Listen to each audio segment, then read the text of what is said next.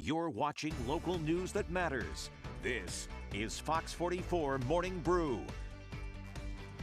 Good morning, everyone. It is Monday, October 2nd. Welcome to Fox 44 Morning Brew. I'm Sam Israel. Thank you for joining us today. Coming up, we hear from the former vice president what he's doing ahead of the first in the nation primary in New Hampshire. Then, a multi-million-dollar bond is on the ballot in Stowe. How the money will be used to upgrade the local schools. And we have Alex inside this morning to give you a quick look at the forecast. Good morning, Alex. Morning, Sam. Happy Monday. Happy Monday to you at home as well. We're starting off the week with some beautiful road camera angles this morning. Check this out. Cabot along Route 2 being illuminated by the early morning sun, illuminating that fall foliage, not only in the trees, but the ground foliage this time of year pops just as much as the rest of it. Check out the fog, though, over in Maidstone along Route 2. Yes, some beautiful color, but don't let that distract you, that fog. It is pretty darn thick this morning, especially in River Valley locations. The St. Lawrence River Valley, the Champlain Valley, the Connecticut River Valley, all dealing with that dense fog, and it even leaps over to Grafton and Coos counties in New Hampshire. The fog extra thick this morning around valley communities, River Valley communities, because of some northwesterly breezes that are remaining very light, but are allowing temperatures to tumble just a bit. In fact, it looks like we're now on the up and up this morning. We were once in the low 40s in Saranac Lake, quickly back to the mid 40s now. It's 49 degrees in Montpelier, Vermont, 54 degrees in Lebanon, New Hampshire. Hey, good morning to you folks in Rutland. You're at 52 degrees with some more clouds than sun now, but that low level cloudiness resolves itself for the afternoon as temperatures flirt with the 80-degree mark today, and we will be in record-breaking territory likely by midweek. We'll break down the details of this summer-like forecast to go along with near-peak fall colors coming up in just a bit. Sam? Thank you, Alex. And we'll start this 8 a.m. newscast with a new report this morning from Vermont State Police. It's about a man who escaped the cops after pulling a knife on them. VSP originally responded to the call just after 11 last night. That's when they say 35-year-old Kyle Bressett was stealing gas from the Marshfield Village store. When confronted, Bressett allegedly pulled a knife on bystanders. Bressett ran away once police arrived on scene. His current whereabouts are unknown, but if you think you know where he is, contact the Burlington, or rather the Berlin barracks. We are your local election headquarters. Still fresh off Wednesday night's Republican debate, the former vice president has spoken up about the issues he believes are most important to those living in the Granite State. Here's Fox 44's Mike Coey with that story. Former Vice President Mike Pence is hoping to break out of the Republican presidential primary pack.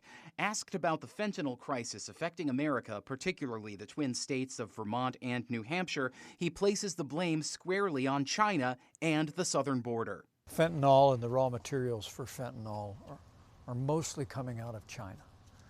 And they're passing through Mexico. The cartels play a leading role, bringing fentanyl into this country that literally is claiming lives across New Hampshire every week and in every community in this country. We'll first begin by securing the border. But as President of the United States, I'll also deploy the Coast Guard of the United States to interdict any Chinese vessel that may potentially have the raw materials or be carrying fentanyl to any port in Mexico or in the Americas. He also called government spending out of control, saying he wants to return to what he calls time-honored conservative principles. Pence's approach is less moderate than many other GOP candidates. He's the only one in the field to commit to a federal abortion ban at 6 weeks. I think it's important as we move forward that we have leadership at the highest level that will stand on the principle of defending the most defenseless, the unborn in our society, but also will express that with compassion, which I don't think we always have done in the past, to demonstrate that we care as much about newborns as we do about the unborn. Pence's campaign is barely registering with New Hampshire Republicans. A recent UNH poll placed his support at just 2%, but an endorsement from the Granite State's governor could change that. I have just immense respect for Governor Sununu. I think he's led the state with great distinction, and I consider him a personal friend. Greatly admire his family's contributions to New Hampshire over the years. If I ever had the opportunity to earn his support, that'd be a very good day. And again, that was Fox 44's Mike Hoey. Mike, thank you for your coverage. There's no date yet for the New Hampshire Republican primary, but officials say it'll most likely be in January. Meanwhile, Governor Chris Sununu is on record saying he plans to endorse someone before that date arrives. And now news in Vermont. A historic bond is being presented to taxpayers in Stowe. It's a proposed overhaul of the high school and middle school. It's worth tens of millions of dollars. Fox 44's Josh Morrill breaks it down for us. Well, the school board here in Stowe has officially warned a nearly $40 million bond to make crucial improvements to this building here behind me that houses both the high school and the middle school and hasn't received major improvements in its 50-year history. As yet another school year has started in Vermont, Lamoille South Supervisory Union officials have started to educate parents and taxpayers about a monumental bond vote that could make or break some students' learning experiences in the years ahead. The investment that we're looking at will extend the life of the school significantly. Built in 1973, Lamoille South Superintendent Ryan Harity says Stowe Middle and High School has only received minor improvements since then and outlined the planned upgrades to the athletic facilities and gym, the auditorium, and a facelift for classrooms that includes significant essential system upgrades and a redesigned parking lot, with the plan accounting for $10 million in soft costs and contingencies. We're hoping to break ground in spring on this project, so to do that, we'd have to get the bond approved now so that we could go out for bid, select a contractor, and be able to finalize all of the permits and the design and the plans to begin construction. In multiple information sessions in recent weeks, School Board Chair Tiffany Donza, along with Harity, have laid out the financial impacts of the proposed bond, saying it will have upwards of a $1,200 impact for a taxpayer with the average $700,000 home in Stowe. It should really be viewed as an investment into the long-term strength and sustainability of our local community. While some residents and alumni reminisced about their past in the school, many had questions about the financial implications of the bond. Problem in our elementary school.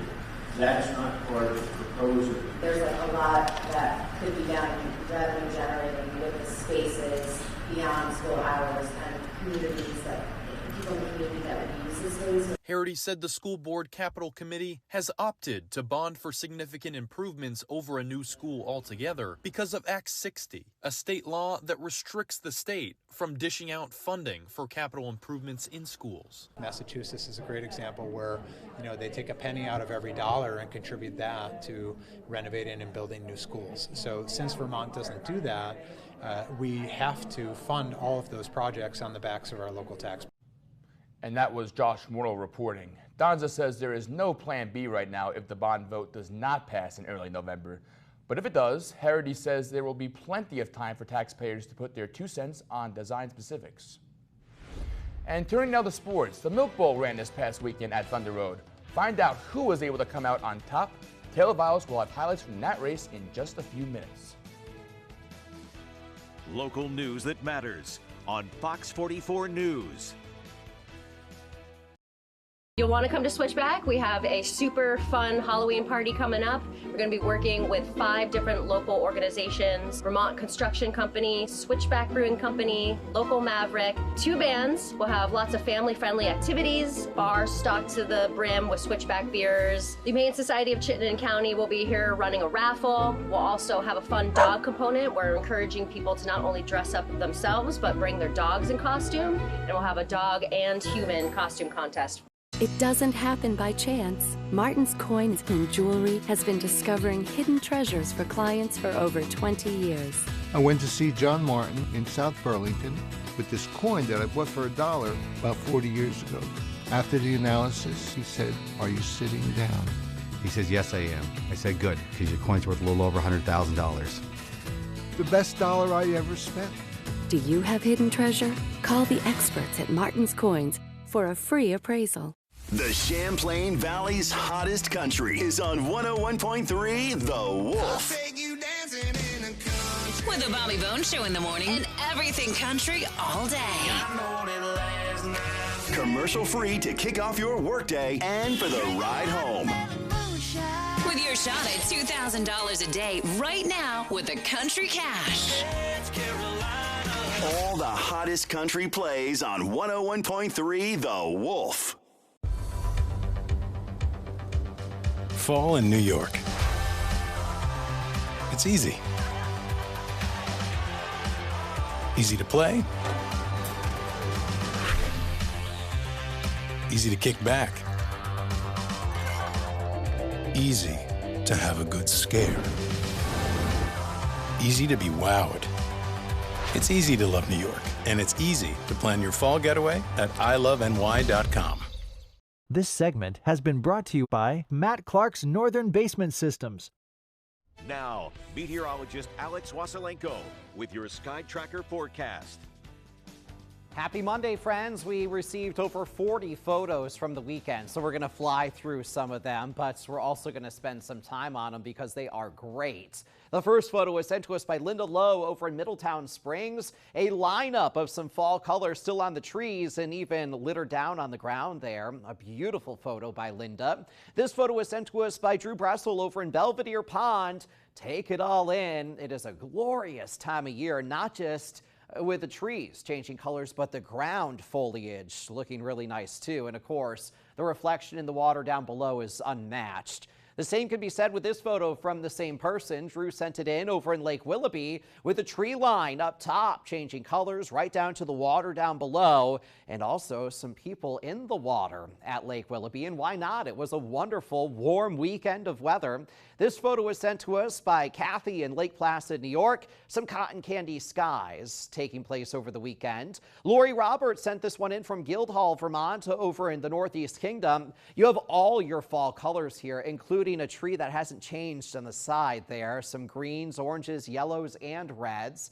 This photo is from Elizabeth Nolf over in Ticonderoga, New York. An odd but cool looking mushroom. Kind of looks like an old-fashioned hat, if you ask me. This one is from Kendra Mosley in South Burlington, Vermont. I believe it was early on in the weekend, but it was a gorgeous sunset that she said her and many others ran out to enjoy. Jerry and Lisa Belmonte sent this one in from Stowe, Vermont. It is from mid-September, disclaimer on that, but it was too good not to share this morning. This one is from Daniel Guerin over in Corinth, Vermont. How about a fall butterfly to go along with that fall-looking flower down below?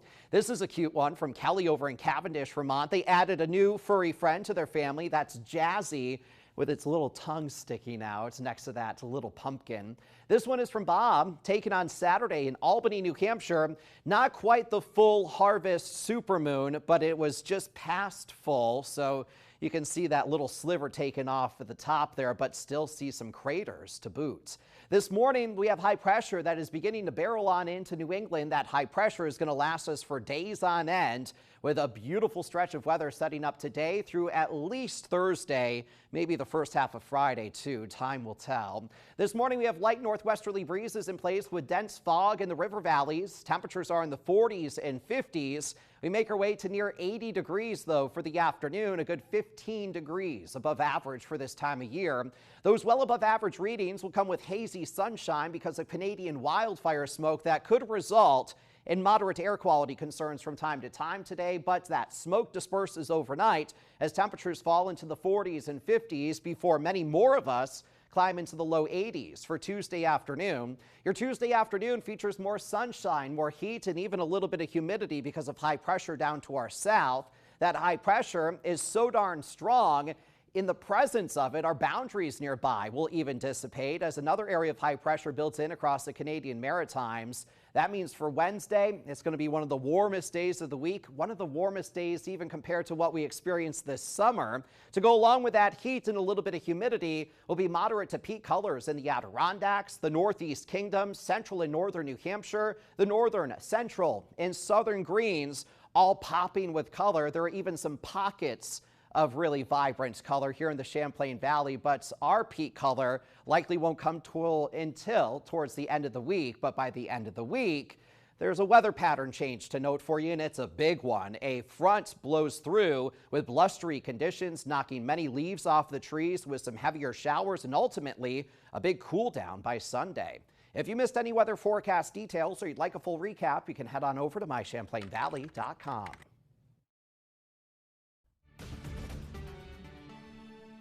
About 3 months ago, we did a story on Antarctica and the state that it was in. Just in the past week, research has come out about how record-breaking this winter season has been for the South Pole. According to the Snow and Ice Data Center, the maximum amount of sea ice for this year was the lowest on record by a huge margin. Not only was the sea ice extent the lowest on record, but it reached its maximum coverage on September 10th this year. That date for the maximum sea ice coverage occurred 13 days earlier this year compared to the long-running average. The sea ice extent reached about 6.56 million square miles, or about 398,000 square miles less than the old record. That is roughly the size of Texas and California combined. And on the other side of the globe, as of last month, the Arctic sea ice minimum has reached its 6th lowest level of all time on September 19th. We won't find out until next March whether or not the sea ice extent will get back to its average maximum, but time will tell. Unfortunately, we are running out of time and can't keep playing the waiting game as the sea ice extent has been shrinking for years. Action needs to be taken immediately to reverse this trend and or adapt to the ongoing situation. For this week's 2 Degree Difference, I'm Jason Corver. Take control of your energy bills by investing in your home. Let the friendly pros at Curtis Lumber show you how to save by replacing drafty windows and doors and adding insulation. Curtis Lumber carries premium brands, priced right, including insulation from CertainTeed and Rockwool, energy-efficient windows from Anderson & Harvey, and doors from Therma-Tru. These upgrades not only help you save money, you'll enjoy year-round comfort too. Get started today at your local Curtis Lumber. Get ready for the most exciting 90 seconds of your life. Play the Ultimate Dash Instant Ticket from the Vermont Lottery. You could win up to $40,000 instantly. Plus, enter the second chance drawing for a chance to join the Tri-State Ultimate Warehouse Dash. 3 players from Vermont will have 90 seconds to dash through a warehouse full of prizes and take home everything they can grab. There's even a chance to win $1 million. Enter your non-winning Ultimate Dash tickets for your chance to win. Get your forecast first on Fox 44 News. Local news that matters.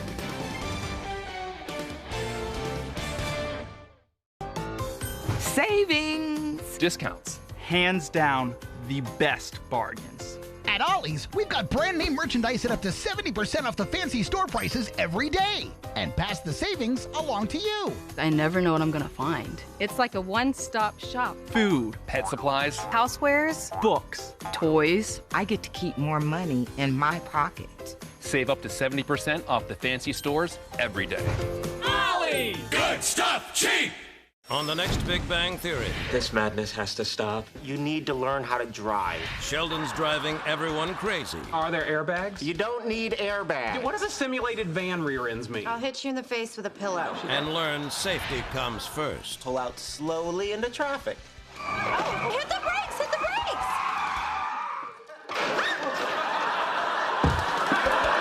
Thank you. Next Big Bang. Tonight at 7 on Fox 44. Now, Fox 44 Sports with Taylor Biles. Good morning, everyone. We finally got a proper summer day for Thunder Road Racing. We were at the nation's side of excitement for the 61st running of the Vermont Milk Bowl. The opening ceremony is kicked off at 12:40 in front of a full stands. There were lots of worthy competitors in the lineup here. The Chris Pelkey in the 64 is the defending champion. Stephen Donahue is the 2023 track champion. Nick Sweet and Jason Corliss and Bobby Therian, each competing in this one, each have won the Milk Bowl. This race is 3 50-lap segments. The winner of each segment starts in last on the second one. On the start of segment 1, it's Derek Gluchacki in the 92 on the pole and Stephen Donahue right on his tail early on. Donahue takes a sizable lead. Racers fought through a couple cautions, but not enough to phase Donahue. He cruises to the segment 1 victory. After a couple mini Milk Bowl features, we go back to the late models. Brooks Clark in the 68 started in first, but he's quickly overtaken by New Hampshire's Eric Sands in the 36. Meanwhile, the 60 containing Gabe Brown started in 11th, but he pushes up to second after the first caution midway through on lap 32. Bobby Therian in the 14 gets bumped. That brings out another caution. On the restart is Brown, who takes the lead, and it only extends to win segment 2. Heading into the final segment, it's 2 drivers from the same hometown of Graniteville, Vermont, tied for first. Stephen Donahue and Chris Pelkey each have 7 points. Nick Sweet in the 88 is their closest competition, only 4 points back, meaning he would have to beat both Donahue and Pelkey by at least 4 spots to win. Pelkey starts near the back of the pack. Donahue is on the rear bumper of Sweet, and that's where he stayed for the whole race. Only 1 caution. Midway through, all eyes were on that pair about 10 cars back of the lead. Donahue did what he needed to claim the victory. His first Milk Bowl win. It finishes up a great season for him, one in which he also won the Thunder Road Track Champion, as I said. The driver spoke with us trackside following the victory. I can't even really put into words. I can't believe it. This was, I always said I'd rather win this race than the championship. And to do both in the same year at this track is, I'll probably never top it. It's just, this is the best. The only thing we can do is match it. And fortunate my dad raced here so many years, big name, and I've come in and I got the name. It's just a matter of if I can do what he's done and to be able to work my way up to being at this level and seeing the crowd mostly like me instead of hating me is very, very cool. Got to kiss the cow at the end, of course. And that's the season from Thunder Road in 2023. Looking forward to getting back there in May. Now let's go to Ken Drake for some Catamount Sports. The University of Vermont was the place to be for both women's fall and winter sports. While the UVM women's soccer team was out on Virtue Field in this beautiful Sunday afternoon, the women's hockey team was inside the gut for their first competition of the season. The UVM ladies were hosting McGill University in exhibition play, and it would not take long for that first goal of the contest. Natalie Milinkova is in on net, basically setting up Maddie Skelton for the finish. The goal, 1-0 Vermont. A short while later, puck played over to Bella Parento from just inside the blue line, lets it go, snipes it into the back of the net, 2-0 UVM. That was a power play goal. And so was this one from Haley Burns, 3-0 Cats. They score all 3 of those just halfway through the first period and score well over that for the entire 3 periods, getting a good start as they prepare for the regular season opener 1 week from now. The calendar may now read October 1st, yet it was a summer-like day out on Virtue Field as the UVM women's soccer team was home, looking to keep their hotness going at Virtue Field, yes, but also pick up that first conference win of the year as well. They were looking to do it against UMass Lowell, a team that does not give up a lot of goals so far this season. First half, Kate Bossert chasing down the lead ball, but look out, she collides with the UMass Lowell goalie. She would be okay and return to the game later in the second half, although a card was issued to the Lowell keeper, leading to a penalty kick from Frances O'Donnell, going bottom right corner and in, 1-0 Vermont. UVM would keep that coming. Lauren DeGroot, coming in from the near side, has a great look, but so does that UMass keeper, taking away another big Catamount opportunity. Less than 6 minutes after the first goal, the cross would find O'Donnell again. Her shot tipped a bit by the goalie, but not enough to keep it out of her net. O'Donnell alone leads 2-0. The Catamounts had some strong defense on the other end. Shot blocked right in front here by Bridget Kennedy and cleared. Second half, shutout still intact, and the lead is growing. That leaves O'Donnell to assist in front to Karen Wallace, going down low and setting the ball under everyone and in. Great effort all around, 3-0 Vermont cushion. Then off the corner kick, UVM crashing the net and getting the ball to cross the line from Fiona Doherty goes to a 4-goal lead for the home team. I mentioned the defense earlier. How about some right here? Point blank, major save from the goalie Erin Murphy for the Cats. An all-around great effort from the Catamounts as they get that first W of the conference season. Team played great today. It's nice to get a home win and get some points in conference. I am just so proud of this group. We had a couple tough first conference games. To not come away with a win in either of them was definitely a little bit tough on the morale, tough on the bodies, all of that. So I think coming out here and getting a statement win, particularly with getting, I think everyone who is healthy got on the field today, which is the best thing in my opinion. The UVM women's soccer team will now make a road trip down to UMBC as they continue conference play. Meanwhile, the women's hockey team will be right back here at the Gut as they take on Clarkson in the regular season opener this coming Friday. From Gutterson Fieldhouse, Ken Drake with sports. Thanks, Ken. We've got much. The 2-Degree Difference, sponsored by Green Mountain Solar. We're an environmentally conscious family, so going solar just made a lot of sense. We worked with Green Mountain Solar, and the process was really easy. You want to minimize your carbon footprint, and when I see at 6 months that we've saved 3 tons of CO2 release into the atmosphere, it's certainly 3 tons less that we have to worry about. Powering our home with solar gives us a sense of common good that we're doing our part to make this planet a better place to live. Hi, I'm Joe from Vermont Coin and Jewelry. If you're thinking about selling or want to know what your jewelry, coins, silver, watches, or precious metals are worth, now is the time to go to Vermont Coin and Jewelry. Here, we can answer all of your questions and let you know the true value of your items. Whether a small broken chain or an estate inheritance, we'll provide you with a free, no-obligation evaluation. And if you decide to sell, we'll pay you on the spot. And you'll always feel comfortable knowing you're getting the highest prices. Visit us today. You'll be glad you did.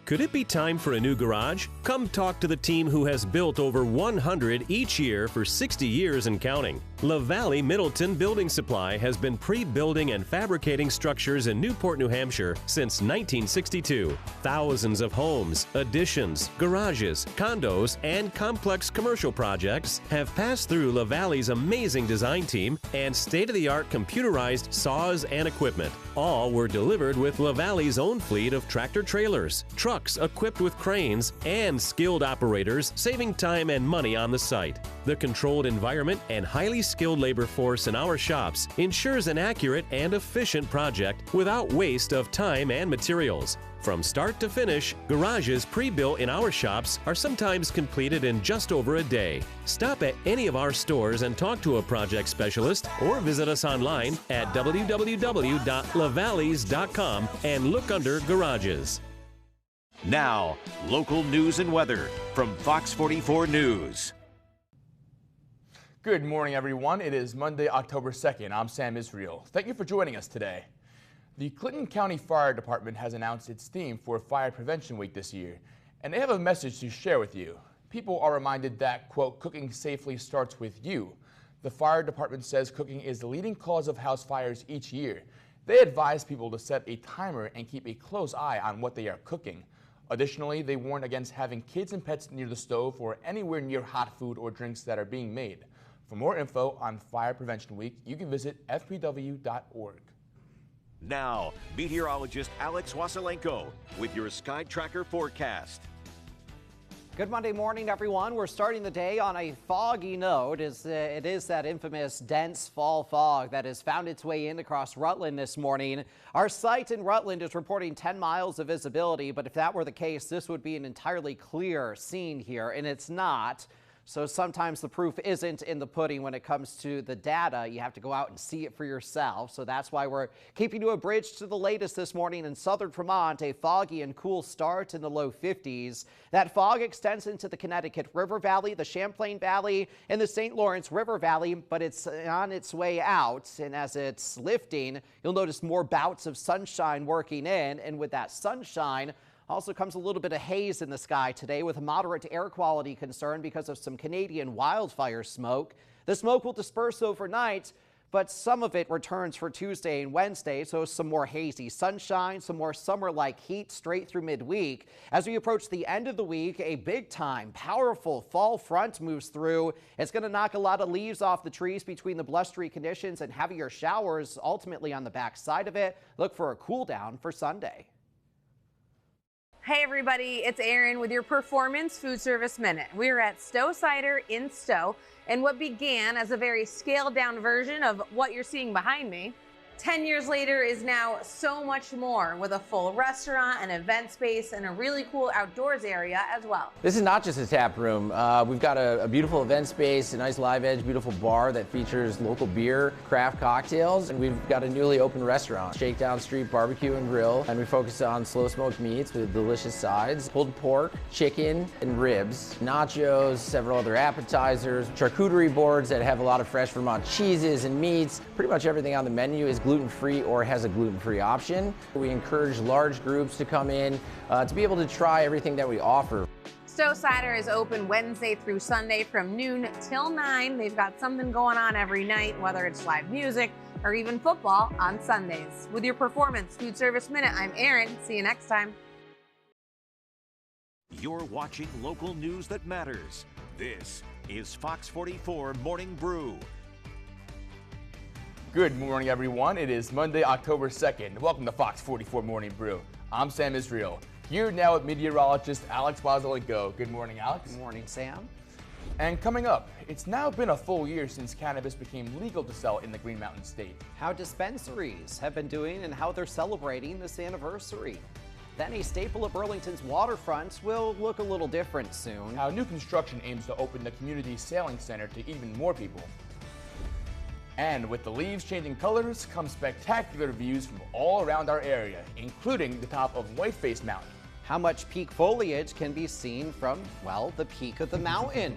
Those stories and more are coming up shortly. And with that in mind, I've noticed a lot of folks. There was a little lull in the action with the Airbnbs around my neighborhood, Sam, but now they're all full and they're ready to see the fall colors. And the fall colors they will see in the coming days. Here are some fall colors for you this morning on our area road cameras. Maidstone along Route 102. Not Route 2, that's over in Cabot. Again, Maidstone, Route 102, showing some fog and fall color this morning. We're following the foliage for you every single morning, not just on area roadways, but through our hyper-local exclusive foliage tracker, which we have an update on for you a little later on in the forecast. As you get your day started with some dense fog down below and some clear skies up above, in the middle, we're finding temperatures in the 40s and 50s to go along with a light northwesterly breeze. Temperatures this morning are in the 40s and 50s, but as that fog continues to lift, it's going to warm fast. So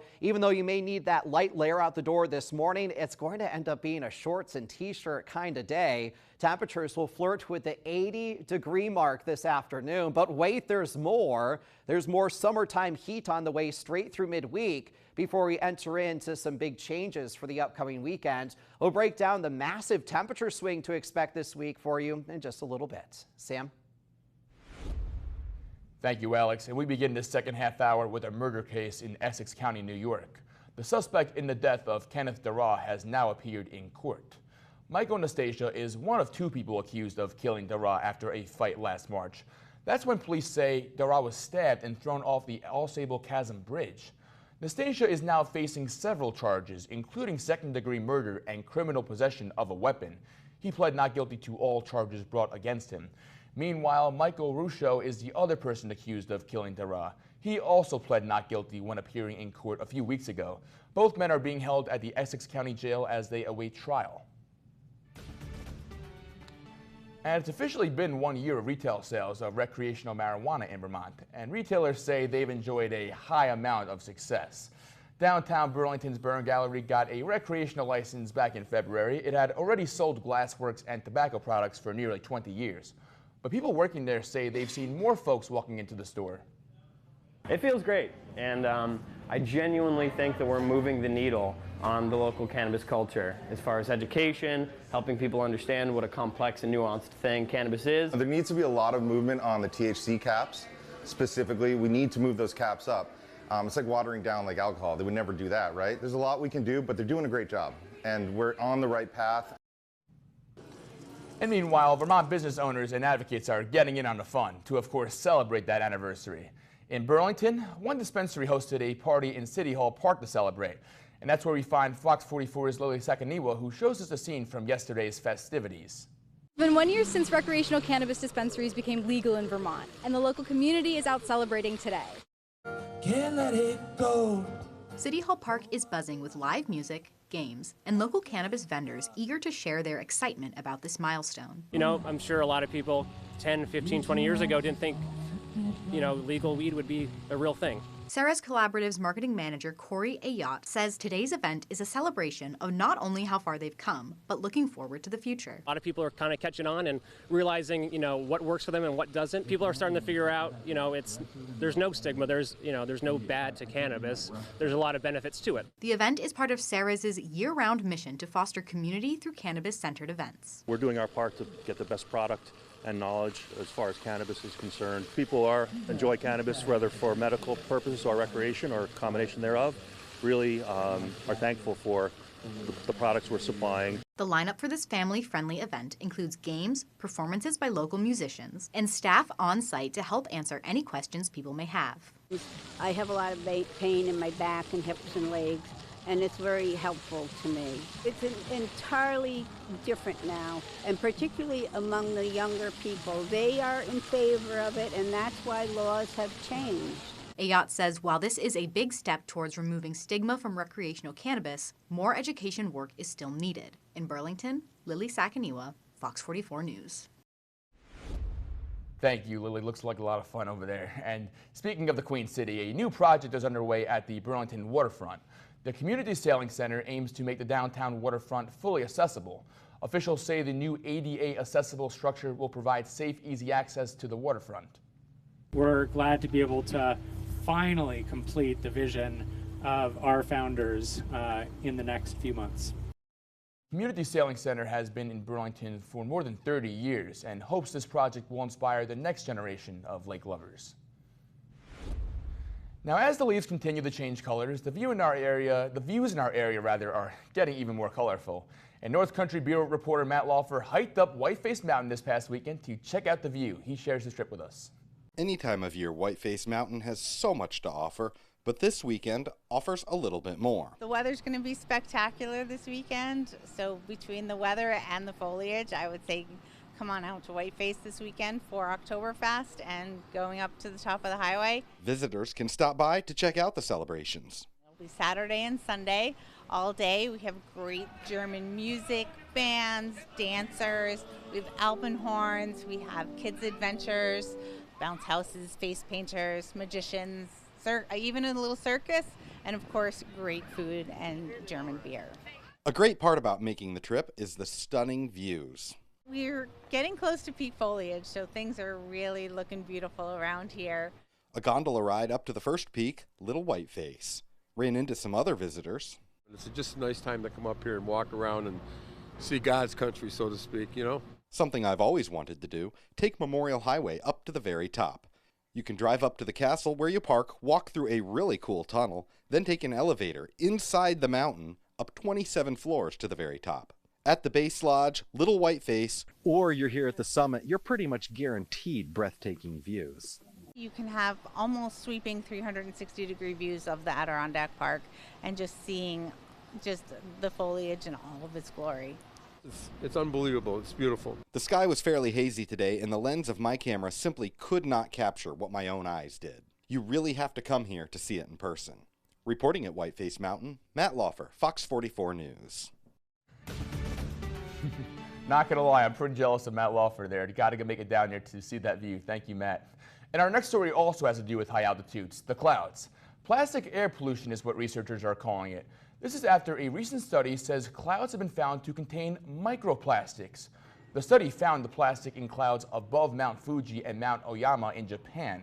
Now those researchers are saying that those tiny bit of plastic could be playing a role in climate change. It's because it creates these things called plastic rainfall. Experts say the presence of plastic in clouds runs the risk of contaminating everything we eat and drink. They also say the discovery adds to the growing body of evidence that suggests plastic is polluting most of the planet's ecosystem as a whole. And on another note, actors of SAG-AFTRA and film studio executives are set to resume contract negotiations today. It will be the first time the two sides have held formal talks since the strike began on July 14th. They will discuss issues such as residuals, minimum rate hikes, and AI. These negotiations resume after the same studios reached an agreement with the Writers Guild of America last week. It was after nearly 5 months of negotiations. And coming up, former President Trump is set to appear in court today. What is at stake for the GOP frontrunner as he faces fraud charges in the Empire State? Stick with us. Local news that matters on Fox 44 News.